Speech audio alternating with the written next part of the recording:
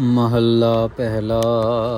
सोएने का बिरख पत परवाला, फुल जवेहर लाल। सासंगत जी, गुरु नानक देव जी महाराज गुरु की उपमा करते हुए श्लोक उच्चारण किया। अब गुरु की उपमा करते हुए महला उच्चारण कर रहे हैं। 147 अंग के ऊपर ये महला सुशोभित है। बड़े प्यार से हम लोगों ने इससे पहले श्रवण किया कि कैसे गुरु संतुष्टि वाला एक बहुत बड़ा रुख है, पेड़ है, जिसका फूल जो है वो धर्म है और जिसका फल जो है वो ज्ञान है। ये बात समझते समझते हम आगे बढ़ रहे हैं। महल्ले के अंदर महाराज गुरु उस्तत में और पंक्तियाँ उच्चारण कर रहे हैं। सोएने का बिरख पत परवाला, फुल जवेहर लाल। सासंग जी, धातुओं में सबसे बड़ा धातु, सबसे कह लो कि कीमती धातु सोना माना जाता है, मेटल। महाराज कह रहे हैं कि गुरु जो है वो सोने से भी बड़ा रुख है। ये समझ लीजिए कि गुरु सोने का एक पेड़ है।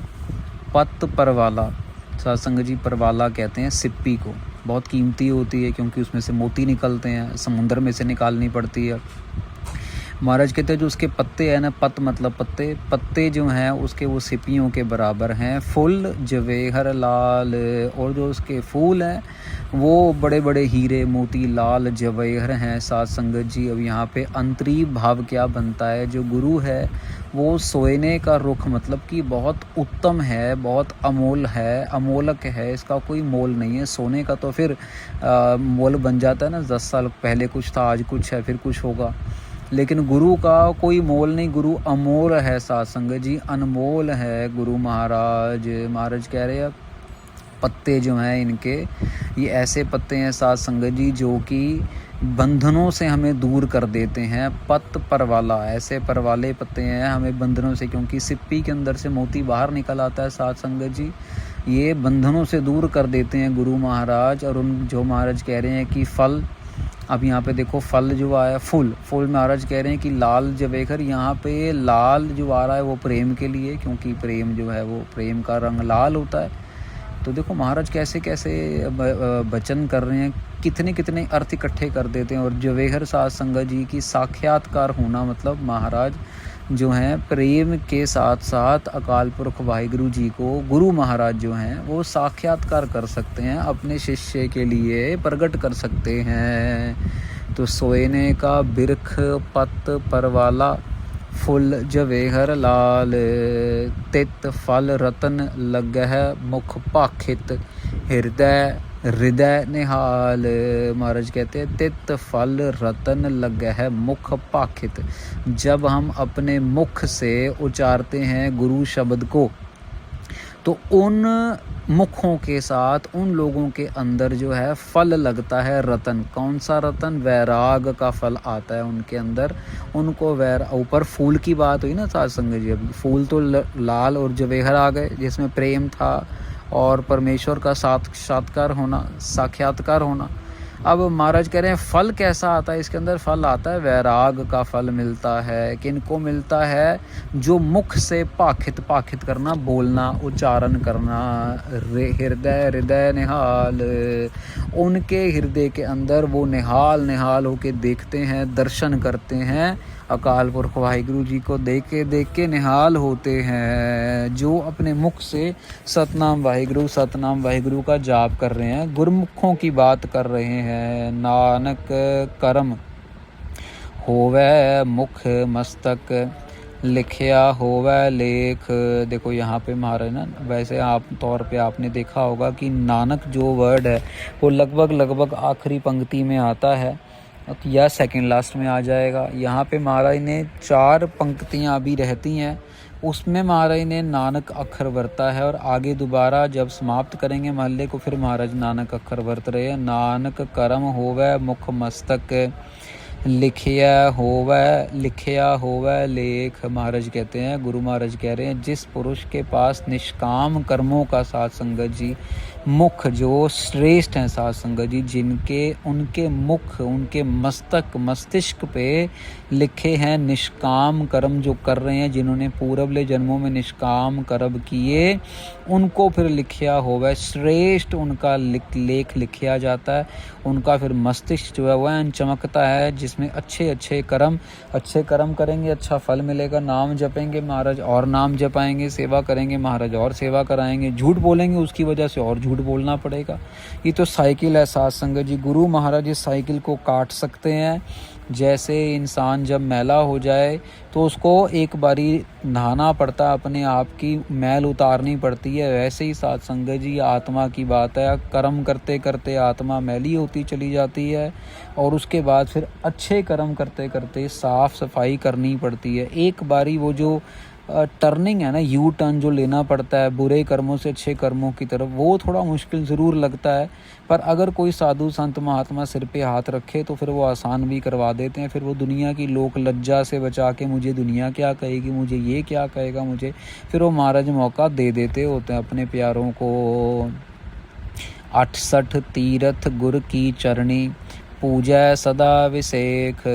महाराज कहते हैं साथ संगत जी, क्योंकि हिंदू धर्म में पहले भी ये बात कई बार आई है कि हिंदू धर्म के अंदर 68 तीर्थ 68 तीर्थों का स्नान बहुत महानता रखता है। और गुरु महाराज यहाँ कह रहे हैं, गुरु नानक देव जी कह रहे हैं, 68 तीर्थ गुरु की चरणी। आपको जगह जगह जाने की ज़रूरत नहीं, गुरु की चरणी, गुरु ग्रंथ साहब महाराज के चरणों में ही 68 तीर्थों का फल है। पूजा सदा विसेख, वो विसेख के साथ मिलता है साथ संगत जी। विसेख का मतलब जो जिसको कह देते हैं हम लोग कि ज्ञान, जिसको हम लोग विवेक भी कह देते हैं साथ संगत जी, कि भाई वो ज्ञान, विवेक वाला ज्ञान, जिसमें छल कपट ना हो, जिसमें धोखाधड़ी ना हो, जिसमें झूठ ना हो, जिसमें त्याग हो, जिसमें एक्चुअली परमेश्वर के गुण हो। महाराज कह रहे हैं वो जो हमेशा विवेक के भाव से जो पूजा कर रहे हैं, भजन कर रहे हैं, बंदगी कर रहे हैं, उनके लिए गुरु ग्रंथ साहब महाराज, गुरु के चरण ही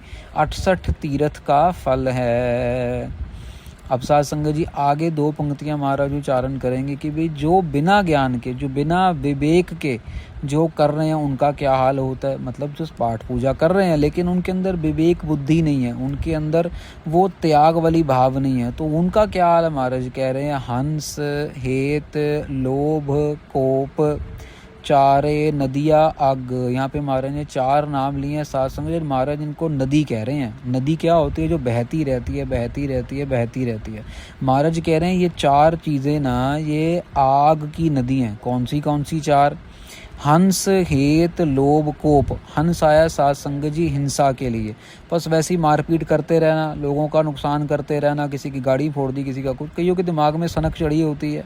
हिंसा करना, महाराज कह रहे हैं हंस का मतलब यहाँ पे हिंसा करना, ये आग की नदी है महाराज कह रहे हैं। फिर महाराज कह रहे हैं हेत, हेत होता है साथ संगत जी मोह। किसी के साथ जबरदस्ती, मेरा बेटा, मेरी बच्ची, मेरा माँ, मेरी मासी, मेरी दादी, वो चले गए, 20 साल हो गए मरे हुए, लेकिन फिर भी रोई जा रहे हैं। वो चला गया, गर्लफ्रेंड ने बॉयफ्रेंड को छोड़ दिया तो रोई जा रहे, आत्महत्या कर ली, सुसाइड कर लिया, बहुत कुछ होता है साथ संगत जी। हेत मोह, लोभ, आगे लालच आ जाता है। तीसरी आग की नदी जो है वो लोभ हो गई। और चौथी हो गई साथ संगत जी कोप। कोप आया क्रोध के लिए। तो महाराज कह रहे हैं हिंसा, मोह, लोभ और क्रोध, ये है 4 नदियां हैं, और ये नदियां हैं आग की। साथ संगत जी पानी की नदी हो ना तो बंदा डूब जाता है, पर आग की नदी में तो बंदा जल के सड़ जाएगा पहले। और जो जलन है ना वो डूबने से ज़्यादा तंग करती है। डूबता हुआ तो बंदा फिर थोड़ा हा हो करके बच जाएगा, जिसको आग लगी वो तो गया ही गया। और सारी नदी की जब आग की बनी है तो बचने का तो कोई रास्ता ही नहीं निकलता। महाराज ने कितना बड़ा एक एग्जाम्पल लिया है। आप ज़रा विचार के देखिए कि कहीं अगर किसी नदी में आग लग जाए तो क्या हाल होगा। आप भी पहाड़ों में गए होंगे, नदियाँ आपने भी छोटी बड़ी देखी होंगी। इमेजिन करके देखिए कि वो आग वाली नदी कितनी भयानक होगी। और महाराज यहाँ पे ये 4 चीज़ों को आग की नदियों की बराबरता दे रहे हैं। धन गुरु नानक देव जी महाराज ही हैं जो इतने प्यार से समझा रहे हैं हम लोगों को एग्जाम्पल दे के कि देखो ये आग की नदियाँ हैं, कहीं डूब मत जाना, कहीं इनमें सड़ते सड़ते अपना जीवन मत व्यर्थ कर देना। पवह दज्जह नानका तरिय कर्मी लग। महाराज कहते हैं जो इसमें पड़ जाते हैं वो समझ लो साध संगत जी कि बस सड़ते जलते रहते हैं। पवह दज्जह, दज्जह मतलब जलते हैं साध संगत जी। इस नदी के अंदर गिरते सारी इंसान जलना शुरू हो जाता है। फिर महाराज कह रहे हैं नानक तरिय कर्मी लग। भाई कर्मों, अगर अच्छे कर्म हो, उत्तम कर्म हो, उत्तम भाग हो, उनके आश्रय तो बंदा तैर सकता है, नहीं तो बस सड़ते सड़ते ही सारा का सारा खेल ख़त्म हो जाता है, तमाशा ख़त्म हो जाता है। देखो साध संगत जी, गुरु महाराज की महिमा बिना अहंकार के, बिना किसी मान के महाराज इतने प्यारे प्यारे एग्जाम्पल दे के हमें समझा रहे हैं ताकि हमारी छोटी सी बुद्धि में ये बड़ी बात घुस सके। जब हम जाप करते हैं, गुरबाणी का जाप करते हैं, सतनाम वाहिगुरु जाप करते हैं, हमारी बुद्धि जो है खुलनी शुरू होती है, हमारी बुद्धि की एक्सेप्टेंस लेवल बढ़नी शुरू होती है, हमारे अंदर बर्दाश्त शक्ति बढ़नी शुरू होती है। इसीलिए महाराज बार बार नाम जपने की ताकीद कर रहे हैं। यहाँ पे महाराज ने नाम जपते जपते कह दिया कि भाई विवेक बुद्धि के साथ हमें जपना है, ज्ञान मन में रखते हुए जपना है कि जपते जपते क्रोध कर रहे हैं कोई फ़ायदा नहीं, जपते जपते काम में, जपते जपते मोह में, जपते जपते हिंसा कर रहे हैं, नहीं कोई फ़ायदा नहीं, अग्नि है, सड़ जाएंगे। तो जपना है तो अपने आप के ऊपर पूरा कंट्रोल भी साथ साथ करते करते अपने जीवन को सुधारना है।